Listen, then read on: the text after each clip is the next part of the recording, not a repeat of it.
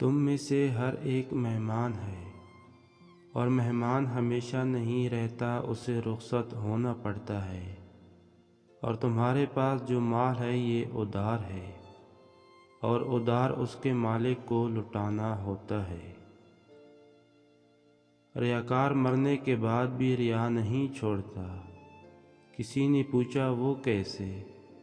فرمایا وہ چاہتا ہے کہ میرے جنازے میں بہت سارے لوگ ہوں تاکہ میری عزت ہو۔ ریا مرنے کے بعد بھی پیچھا نہیں چھوڑتی۔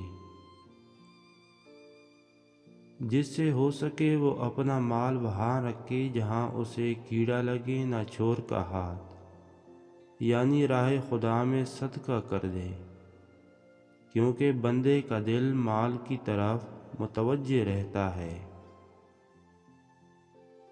سچ باری اور تلخ لگتا ہے، جبکہ جھوٹ ہلکا و شیریں محسوس ہوتا ہے، اور کبھی تھوڑی سی شہوت طویل غم کا سبب بن جاتی ہے۔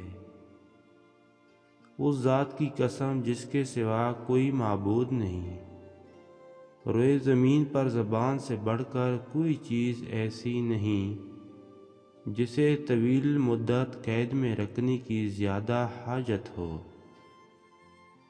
دل میں اچھی خواہشات بھی پیدا ہوتی ہیں اور برے خیالات بھی جنم لیتے ہیں، لہٰذا نیکی کو غنیمت جان کر اسے کر لو، اور برائی سے اپنا دامن داغدار نہ کرو بلکہ اسے ترک کر دو۔ دل کو سخت کر دینے والی اشیاء سے بچو، اور جو چیز دل میں کھٹکے اسے چھوڑ دو۔ مجھے ایسے شخص سے سخت نفرت ہے جو نہ تو دنیا کے کسی کام میں مگن ہو اور نہ ہی اسے آخرت کی کچھ فکر ہو۔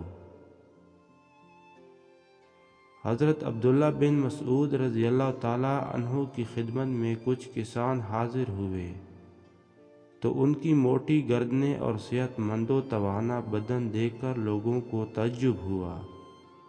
اس پر آپ رضی اللہ تعالیٰ عنہ نے فرمایا، تم دیکھتے ہو کافروں کے جسم صحت مند ہیں لیکن دل بیمار ہیں، اور مومن کا جسم اگرچہ کمزور ہو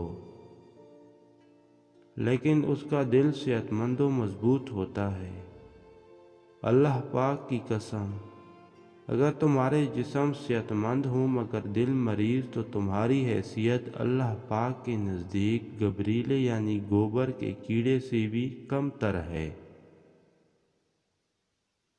صالحین دنیا سے رخصت ہو گئے اور شک کرنے والے باقی رہ گئے، جنہیں نیکی کی پہچان ہے نہ برائی کا پتہ۔